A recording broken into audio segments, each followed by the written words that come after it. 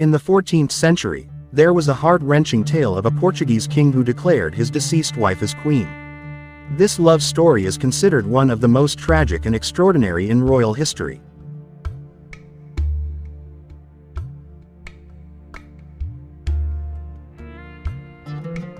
Pedro I, also known as Pedro I of Portugal or Pedro the Cruel, was a king who ruled Portugal in the 14th century. He was born on April 8, 1320, in Coimbra, Portugal, as the eldest son of King Afonso IV and his wife, Beatrice of Castile. In 1340, a woman named Constanza Manuel of Castile came to Portugal to marry Prince Pedro, the Crown Prince of Portugal. This marriage was part of an effort to strengthen the relationship between Portugal and Castile, as well as to create peace between the two countries, which were in conflict at that time. However, fate had its own plans. After the marriage, Pedro fell in love with one of his wife's servants, Ines de Castro. Ines became aware of Pedro's feelings, which angered King Afonso, Pedro's father. King Afonso disapproved of this forbidden relationship not only because Ines was a palace servant but also because of her lineage. Ines was the daughter of Fernandez de Castro, an illegitimate descendant of King Sancho IV of Castile. King Afonso disliked the fact that Ines came from an illegitimate line of descent. However, Pedro refused to give up. He continued to send secret love letters to Ines, and their forbidden relationship continued for years. But Pedro faced opposition not only from King Afonso but also from his own wife, Constanza, who was unhappy with her husband's affair. Constanza discovered her husband's relationship with her own servant, who was also her cousin. Constanza devised a cunning plan. Ines, besides being a servant, was also a cousin of Constanza. When Constanza gave birth to their son, Louis, she asked Ines to become the child's godmother. Being a godmother to the royal baby was a great honor. However, if Ines accepted the position, it would affect her relationship with Prince Pedro. According to Catholic doctrine, a godmother was considered to have a blood relationship with the baptized child and would be regarded as a sibling. So, if Ines became the godmother to Constanza and Pedro's child, Ines would become a member of their royal family as a sibling. This meant that the relationship between Ines and Prince Pedro would be considered an abominable act by the church. Ines de Castro decided to refuse the request. By rejecting the role of godmother, Ines de Castro avoided the legal consequences of the church and kept her relationship with Prince Pedro hidden. However, their love could not be suppressed. They continued their secret relationship, meeting in clandestine settings, and pouring out their feelings of love. In 1344, King Afonso decided to exile Ines back to the castle. This decision further distanced Pedro and Ines and made their relationship more challenging and difficult. But did they give up? Certainly not. Pedro never gave up. In 1345, Constanza tragically passed away while giving birth to their third child in the Kingdom of Portugal. Despite his grief over the loss, Pedro saw an opportunity to end the exile of Ines de Castro, who had been banished by his father. Pedro went to fetch Ines, and they started living together. After living together, Pedro and Ines developed their relationship and eventually married in secret without the approval of Pedro's father. This marriage technically made Ines the future Queen of Portugal. Years passed, and Pedro and Ines lived together and were blessed with 4 children. However, King Afonso became increasingly concerned about Ines' presence, especially because Ines had 4 children who could pose a threat to the rightful heirs from Constanza's children. King Afonso began to worry that Ines' descendants might seize the throne from Constanza's lineage, which was supposed to be the rightful heirs. After serious consideration, King Afonso finally decided in 1355 to remove Ines from the picture. He ordered 3 of his soldiers to capture Ines de Castro and put an end to her life. Afonso saw this as the best way to destroy the bond between Pedro and Ines.